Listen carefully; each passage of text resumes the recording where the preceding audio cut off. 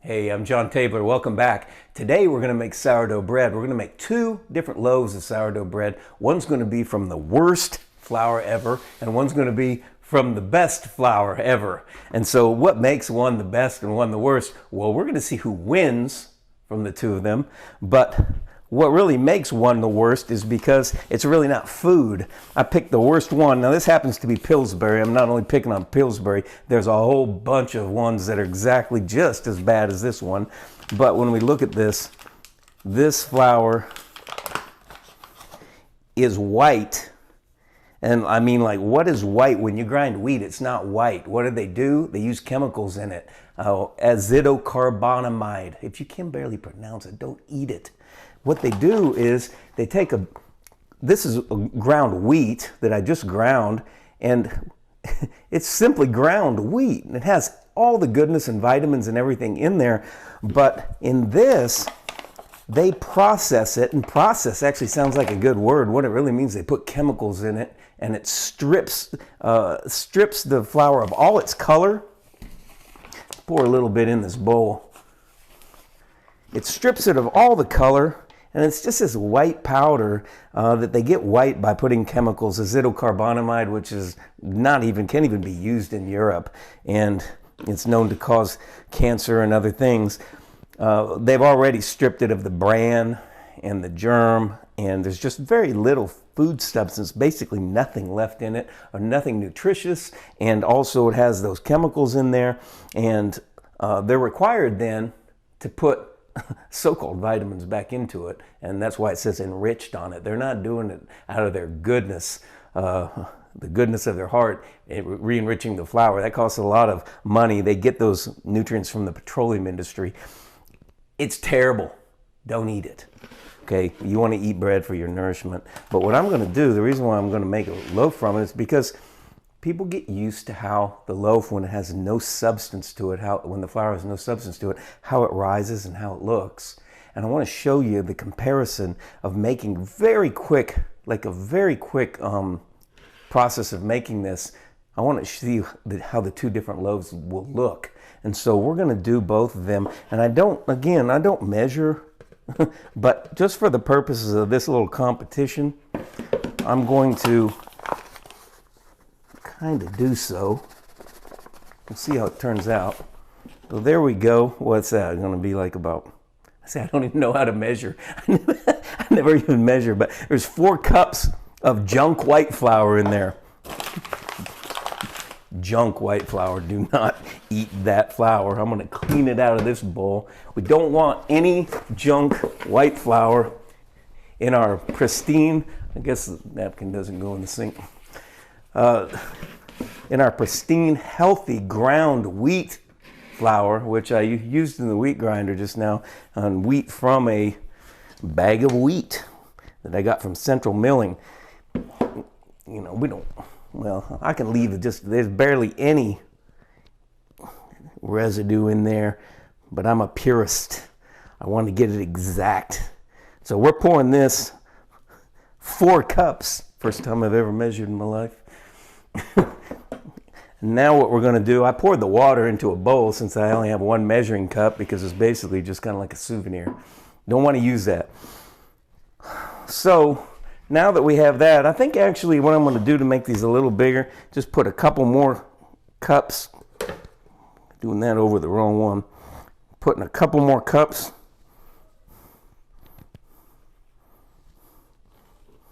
of flour, and that didn't get any in there, so that's good.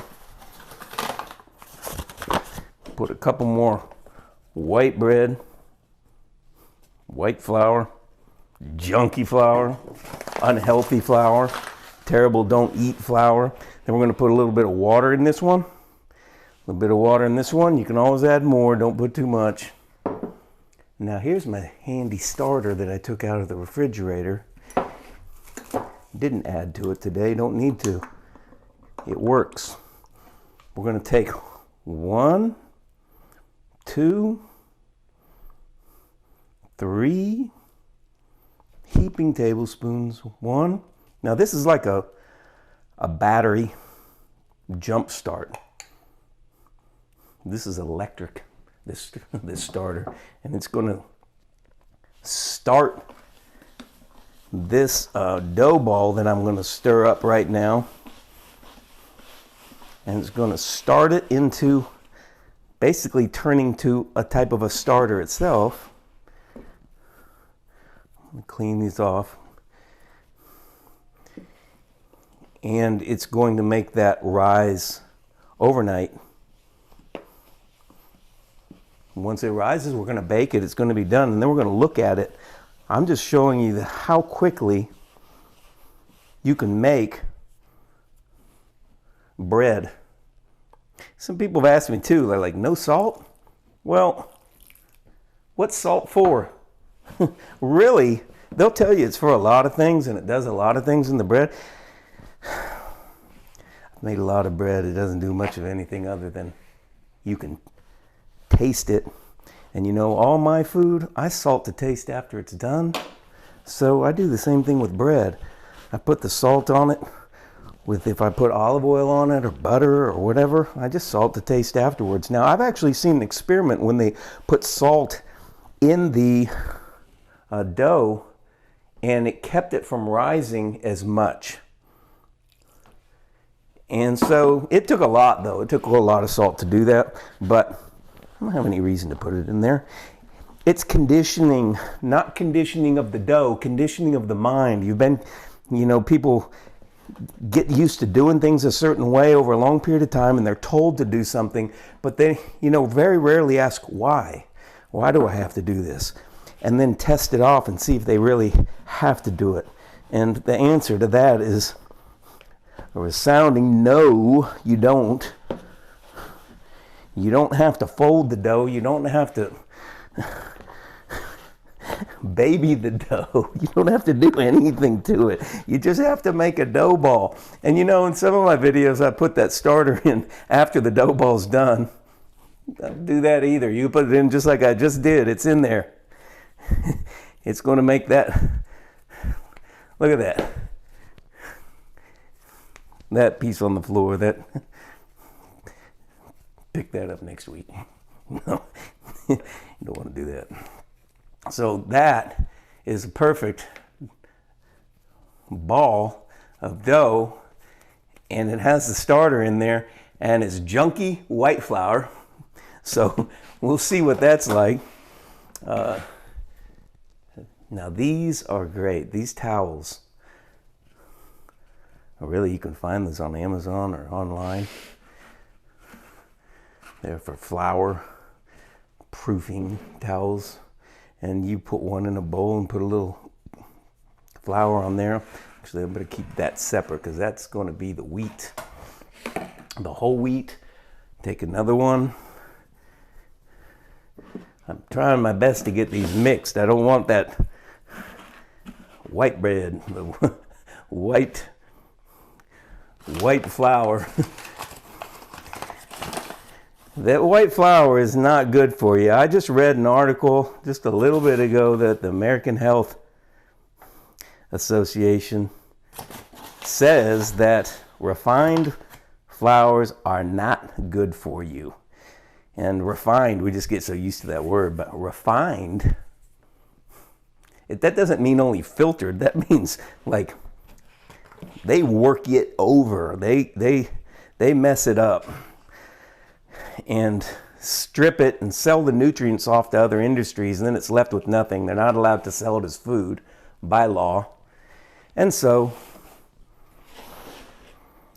they have to re-enrich it.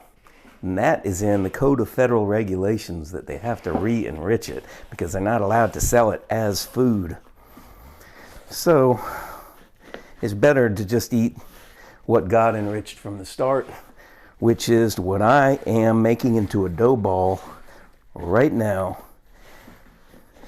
And just, maybe you haven't played with Play-Doh for a long time, and maybe I should start a whole Play-Doh kit that's not for Play-Doh. Remember those things you could actually squeeze Play-Doh into different shapes and strings and different things? Well, same with the dough. Could do just the same thing. So all I'm doing is working the water into this real quickly. work it into that dough ball. And you see I didn't add too much. You can always add a little bit more. And there's our nice little dough ball. There's just a little teeny bit of left water in there. Now, you don't want to get it too dry, because just adding just a hair bit more water. You don't want to get it too dry because you want it to be able to rise. If it's too stiff, that it just wouldn't be able to rise as much. There we go. So I'm going to put that in. I put that in over the flour on the top of the towel. Sprinkle a little on top. Cover it. Now you could just leave it covered like this. But what I've actually started to do is to keep a little bit of the moisture in it, is cover them with another plastic bowl, and voila, there you have it. And so we're done making bread. That's how long it takes to make sourdough bread. Anything to the contrary, as far as I'm concerned, is really nonsense, because I want to eat. I want it to be healthy and good, and I don't want to spend all day and all night tending to it and making this, like all these things that just, maybe it works for different types of bread that aren't sourdough, when you have to put yeast in it and you have to work the gluten and get that gluten developed into an elastic type structure, so it holds the air as the yeast causes bubbles, and it holds them in there and makes it rise. But this is a process that's natural, that comes from the inside out. And that gluten is going to be completely wiped out by tomorrow, so that doesn't make any difference anyway. And we're still going to get a great amount of air or rise in the loaf itself. So we'll come back after it's sat overnight, take a look at it, turn that oven on, bake it, and then toss that one or use that one for art. But that one I'm going to put some butter on. I'm going to eat. Ooh, it's going to be good. And I'll see you back soon. Okay, and just like that, we're back. It's about 15 hours later. And what I'm going to do is just bake the bread. So I've preheated the oven to 500 as it comes out right into my face. And what I'm going to do is have to bake one at a time, because I really only use one Dutch oven. So what I want to show you though is kind of how these have risen. They puffed up some, and then sometimes they'll even settle back. They will again in the oven anyway. You can see how the white flour, that great quality junk flour, has actually puffed up even a little bit more than the more dense flour. It's just because there's no substance in it. And so let's do this first. We'll take that one and put it on parchment paper, and it pulls right off of these towels just so simply. And so what I can do is grab a knife and just make a score in the side. The score just makes it separate at that area. You don't really have to do that. It'll just separate where it wants then. Then we're going to put it, drop it right into the pan, and bake it for 30 minutes, 500. Now, the Dutch oven is basically like it's a pot with a lid, keeps the moisture in, makes the things really bake really nicely. Ooh, nice and hot. So you want to mark the clock, 30 minutes, be back. Okay, and just like that, 30 minutes. And so let's take this one out, and then we'll take the other one and bake it, and we shall compare the two. Now you remember, Actually, I'm going to need these on. I don't want to lift that top off. Be careful with these hot pans. This one, I use a couple forks. It's easy to take out. You don't have to do it this way, but I find it very simple. And so what I'm going to do now, we have that set. I'll bring that one back over.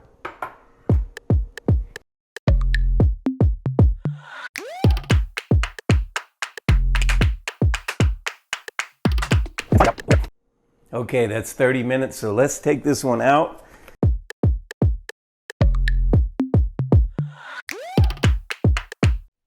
Okay, so both of these loaves are cooled down now, and we're going to cut into them and see the difference.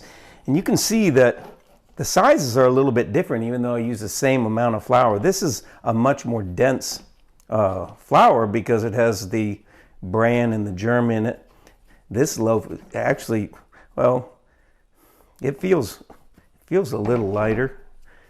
The substance of the white flour really doesn't have much substance in there, but let's cut into this one.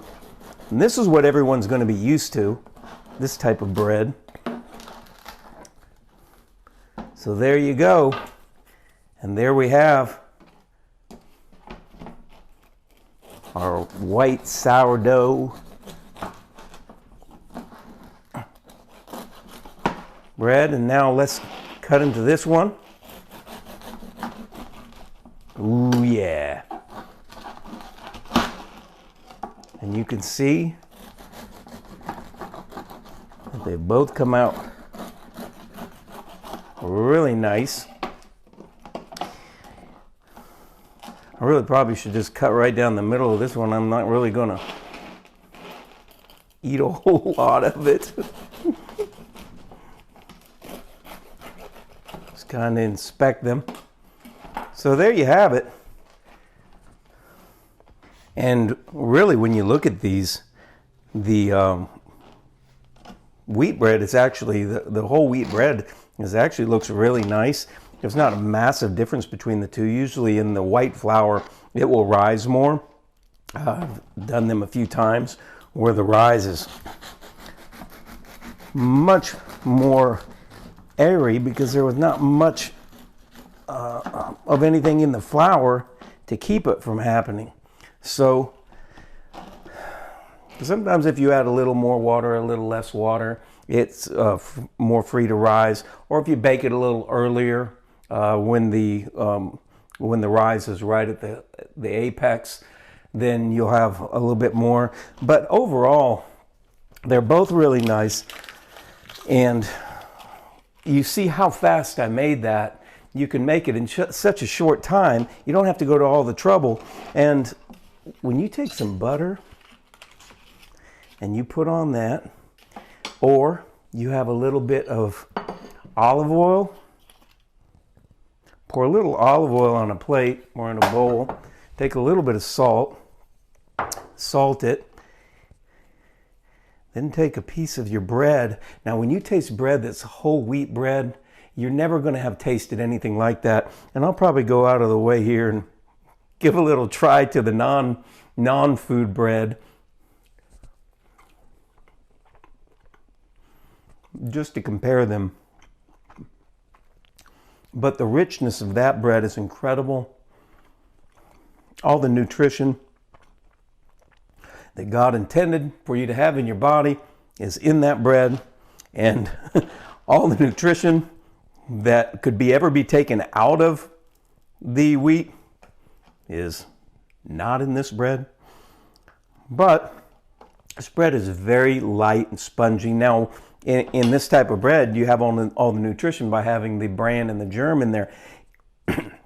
If you don't want to have that and you want it lighter, there's something called bolting. And bolting is really just an ultrafine filter that filters out the bran and the germ, really the grittier parts. It just filters them out, and it makes it a lot lighter, but it doesn't have any processing or anything like that done to it. So you can always do that. It's a very fine filter that you filter to make pastries and things that are much more nutritious. because you have all the flour, you just filter out the heavier parts or the bran. You probably had a bran muffin before, and it's a little bit grainy, so to speak.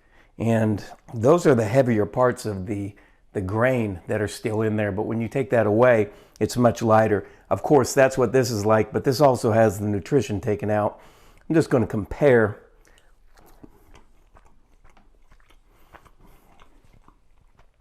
There's not near as much taste in this bread. It's going to be what you're used to, but after you eat this, there's really no comparison. But you can see that you can make sourdough bread in basically no time at all without any trouble. I really want you to try it and let me know in the comments down below how it works out for you. And really at some point you want to try a whole wheat grinder, but go get the 100% whole wheat flour that's at the store and you'll be really close. Like and subscribe down below, and I'll see you in the next video.